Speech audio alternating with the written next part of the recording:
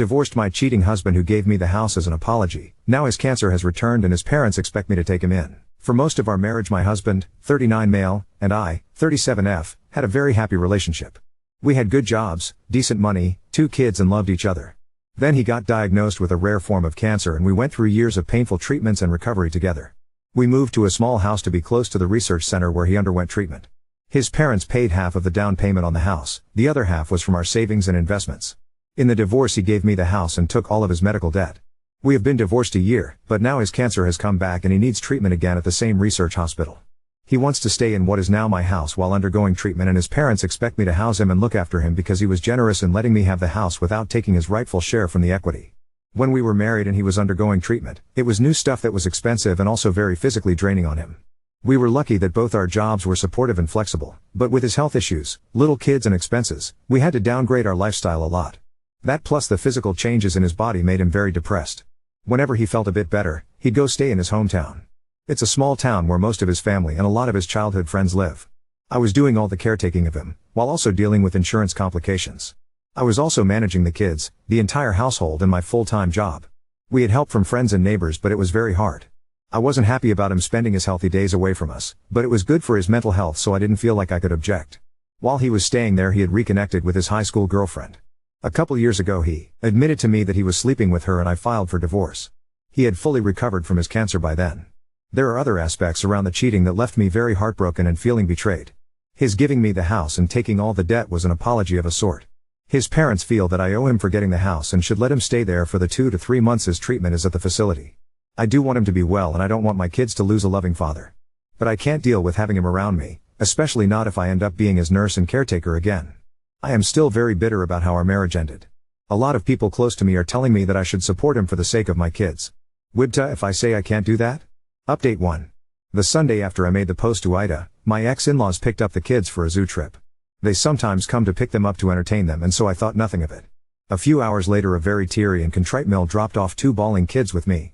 She told them their dad is sick and will die if he doesn't stay with us and go to the hospital. We hadn't had a talk with the kids yet about the diagnosis and she dropped it on them that he is dying from cancer. He is not dying. It's a painful treatment but he'll recover. I was so furious I was raging.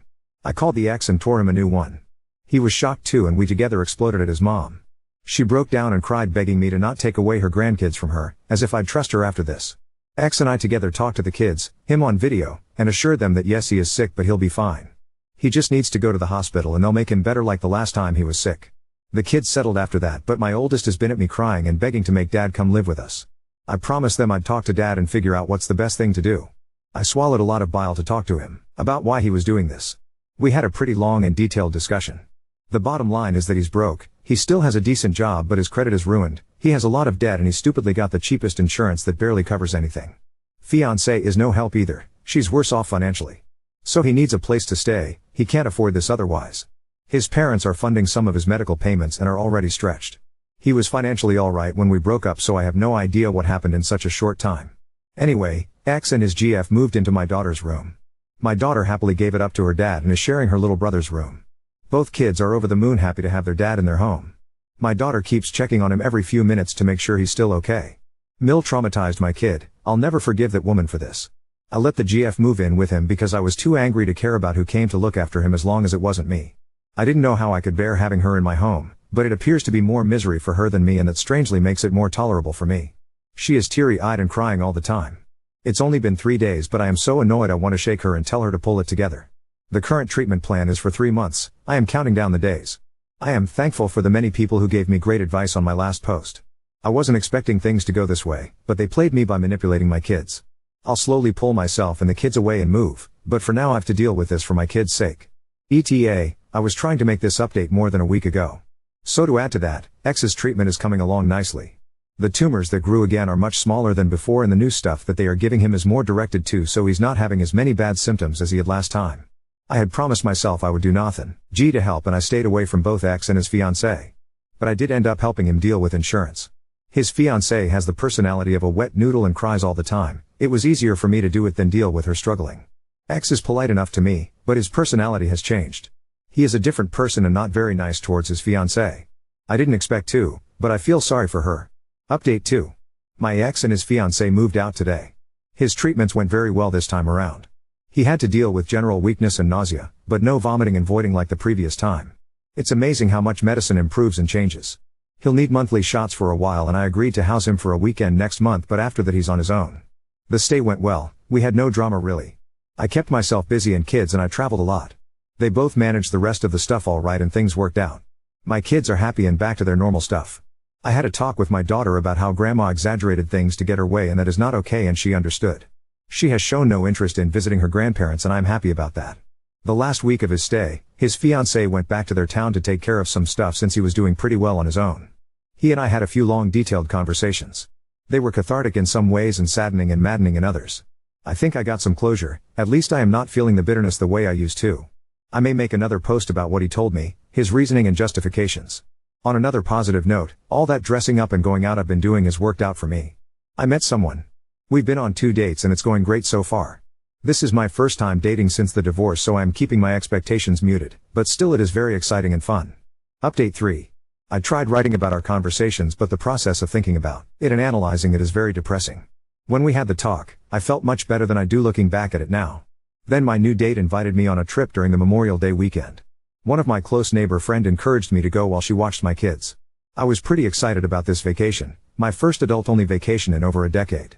I didn't want my overthinking about my ex to make me depressed during the trip, so I put that on hold. The trip went well and I am pretty optimistic about this new relationship. Sorry to you guys for taking so long with this. But now that I feel happier, I can have a more grounded take on my ex's views. To start with, he was again very apologetic about what he put me through and that I deserved better from him. When he was going through his cancer treatment while we were married, I was extra careful with his feelings and being calm and patient with him. That had become so much of a habit that even when he told me about his affair, I still treated him with kid gloves. I was firm about wanting divorce and refused to consider his insistence on working it out, but I swallowed my anger and didn't go off at him. But this time I got to properly express my hurt and anger at him, and that was very, very cathartic. He took it okay for the most part, but also was stung by it and got defensive. He told me in some detail about how he and his GF got together. She was his high school girlfriend.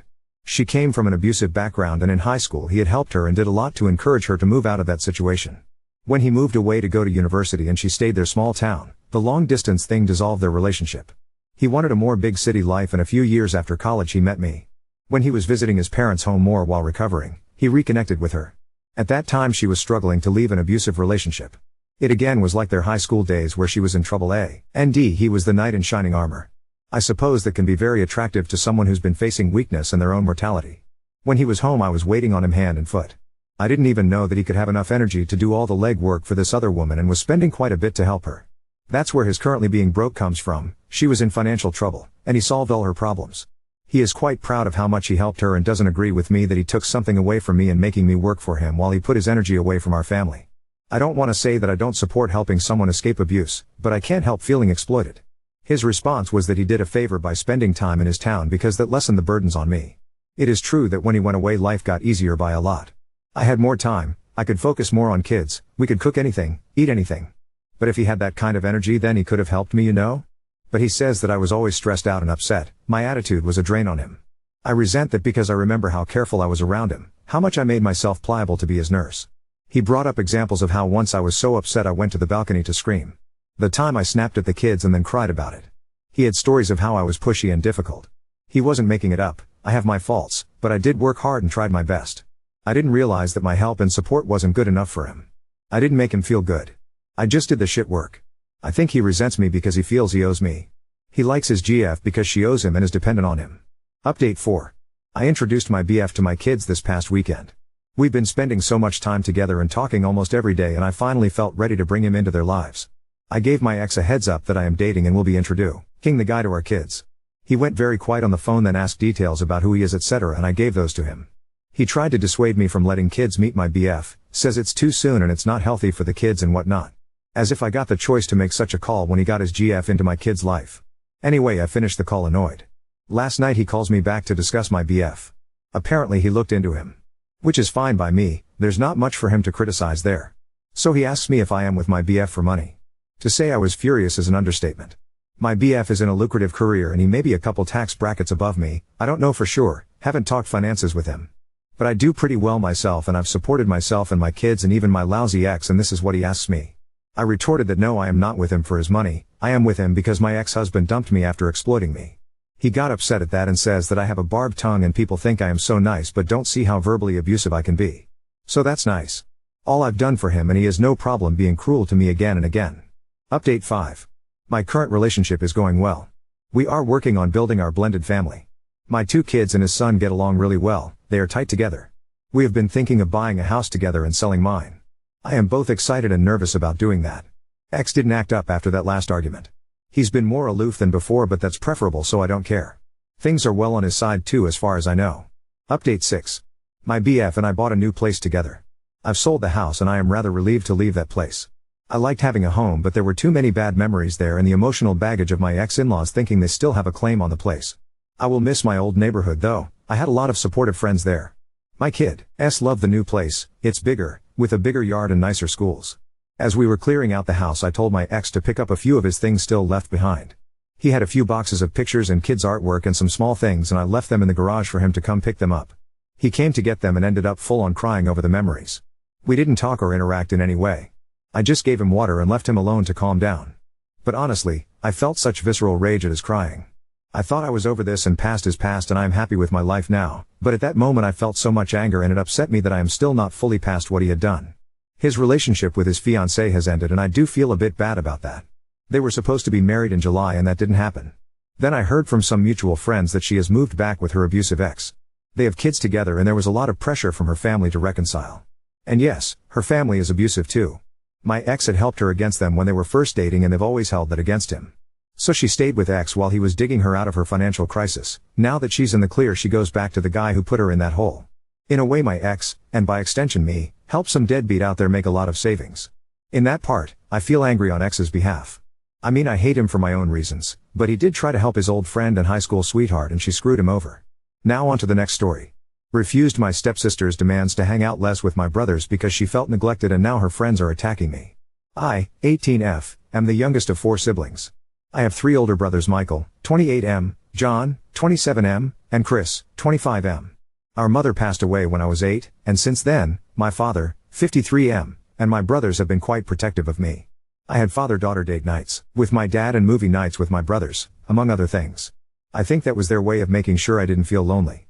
Last year, my father got married to Melissa, 45F. She, with her daughter Ashley, 18F, moved in with us. I always got the sense that Ashley didn't like me. She would talk to my dad and my brothers but she never talked to me. Whenever I tried to talk to her, she would answer curtly and then walk away. I never understood why, or if I did something to her, but after a few weeks of trying to get along with her without success, I gave up. We were civil to each other and that was enough. My brothers were also on the fence about her. She keeps insisting to be invited to our movie nights, but she would always demand to see a movie she liked even if none of us liked it, and she kept trying to cuddle with my brothers which they find uncomfortable and weird because they don't really know her. Chris actually told her to knock it off because he didn't like that she was so touchy with him. Recently I had my 18th birthday, it was fun and low-key and I got wonderful gifts. The next day Ashley came to me and told me that it was unfair that my brothers' gifts to me were better than their gifts to her for her birthday last June. For context my brothers each gave her a $200 gift card to different stores so she can buy what she liked, because they didn't really know her. They gave her gifts to be civil. My brothers got me a personalized perfume, a signed copy of an entire book series that I've been obsessed about lately, and a personalized planner with messages and quotes on each page. I will admit that they put more thoughts into my gifts but I think it's fair since they don't really know her. But then Ashley started crying saying that I always got everything and she got nothing and she then demanded I stop hanging out with them and said that if I didn't hang out with my brothers so much, then they would pay more attention to her. She also wanted me to tell them to treat her like they treated me because she was also their sister now. I told her that I won't force my brothers to do something they didn't like. She insisted that I call my brothers right that moment, to tell them that I would hang out less with them and that they should get Ashley better gifts. I refused. Apparently she told her friends and cousins, because I've been getting messages from them telling me I'm a spoiled, selfish kid, so I'm second-guessing myself. So, Ida? I can't reply to all the comments, but I just want to answer some of the questions that I read. The most common one was where was my dad in all this? Before this incident, I did not tell my dad anything, because I believed that there was nothing to tell. Ashley was curt with me, but I didn't expect her to immediately like me, and she did not bully me before this incident, so I just chalked it up to awkwardness since we were basically strangers. Also as a mini update, I did talk to my dad and brothers. My dad was angry and shocked. My brothers were livid. I told them everything and showed them the screenshots on the messages. My dad hugged me and apologized that I had to go through this. My brothers wanted to come home immediately and confront Ashley, but my dad told them all to calm down. He said he wanted to talk to Melissa first and he and Melissa can talk to Ashley tomorrow, but he promised that we will all definitely sit down and talk about this. I have a feeling things are gonna get messy when they talk with Ashley tomorrow, so wish me luck. Update 1. Your suggestions and advices are really appreciated. I did post it in the comments, but for those who didn't see it, I did tell my brothers and father about what Ashley did and my father said he would talk to Melissa first and they would talk to Ashley the next day. The day after I told my dad, we all had a talk. Contrary to what we all thought, Ashley didn't even deny it. She just basically repeated what she told me. She sounds like a broken recording at this point. My dad told her that while he understands that she might feel excluded because my brothers and I were so close, demanding that I spend less time with my brothers and bullying me through her friends and relatives were so wrong. Melissa started talking, apologizing for what Ashley did. She said she knows it was wrong but she was hoping that we all could forgive her because she's just having a hard time with the changes in her life. Michael pointed out that they did want a good relationship with her at first, but if this is how she was going to treat me, she could just forget it. All my brothers also opened up about how they were so uncomfortable with her trying to be so touchy with them. My father suggested therapy but Ashley refused and started screaming. At this point I think my father had enough and said that she should go to therapy and work out her issues or she wouldn't be living in his house. That shut us all up. Melissa asked my dad if he was serious and he said yes. He said he loved her and he was concerned about Ashley, but he won't allow his daughter to be bullied in his own house. Ashley looked really shocked. She would be going to a local college and she planned to stay at home so she could save rent, so this must have bothered her a lot. She started blaming me and started to walk towards me and tried to grab me, but all my brothers got between us. John coldly told her that while our father was trying to be kind, that he would do no such thing, and if she touched me, he would throw her in jail faster than she could blink. He's a lawyer, so Ashley knows that this was not an empty threat. She backed off and walked to her room and slammed the door. The next day, Ashley went to therapy. I don't know if Melissa forced her or if she just didn't want to be kicked out, but oh well, at least she's going. She's been ignoring us this past few days, which is completely fine with me. As for my brothers, he day Ashley started therapy, she also started texting them, playing the pity card, but they all blocked her. As for me, I am doing very well. This whole fiasco kinda made us all forget that I'm going away to college in a few days and now my father and brothers are kind of acting frantic and in mother hen modes lol. I don't know if this was the update you all expected. This is a very summarized version and if you have more questions I'd be happy to answer them in the comments. Update 2. Barely a month ago, I actually made a post here, because Ashley was hysterically forcing me to stop hanging out with my brothers because she wanted them to pay more attention to her. She blames me for everything and repeatedly told me that I was preventing her from bonding with my brothers. We all sat down and talked, Ashley went to therapy, and I went to college, but I know she still despises me. Now to the current issue. A little bit over a month ago, I turned 18. My maternal grandparents gave me a family heirloom. It was a pair of diamond earrings. It used to belong to my mother, but since she was unable to give it to me, my grandmother held on to it until my 18th birthday. I keep it in a locked drawer in my room. Yesterday Ashley and Melissa went to a wedding. I knew because Melissa made a Facebook post. I didn't think much of it, but in one of her posts, I saw Ashley wearing a pair of very familiar earrings. I know it's bad to accuse people without proof, but I just immediately knew that those were my earrings. I called my dad and my brothers and informed them and went home. I called Melissa and told her about the situation, but she didn't quite believe me because Ashley had told her that she borrowed the earrings from one of her friends. When I got home, I saw that the drawer had been busted open and my earrings were gone. We checked the security camera in the hallway. I had one installed because of previous events, and it did show Ashley going into my room and then coming out a few minutes later. I was a bit frantic. My dad called Ashley and demanded that she returned my earrings. She denied it at first, but when he told her that we had video footage, she began to get defensive, saying that she just borrowed them and that I wasn't using them anyway. She then blocked my dad and Melissa wasn't answering her phone either. I was debating whether to go to the wedding that instant, when my brothers, who were quite fed up with Ashley at this point, told me that we should go to the police station and file a report for theft. I was quite reluctant at first, but then I remembered that those earrings were something my mother had left for me and she had taken it without asking permission. We went to the station and filed a report and showed them the security footage. This morning, Ashley was taken to the police station for questioning. Ashley and Melissa are still at the station, and I've been getting calls and texts from her relatives that I was dramatic and that I shamed their family because a lot of the guests who were staying at the hotel saw the police officers. Do you at least have the earrings now? With Ashley's behavior, it's easy to believe those earrings would have ended up missing and you would have never got them back without involving law enforcement.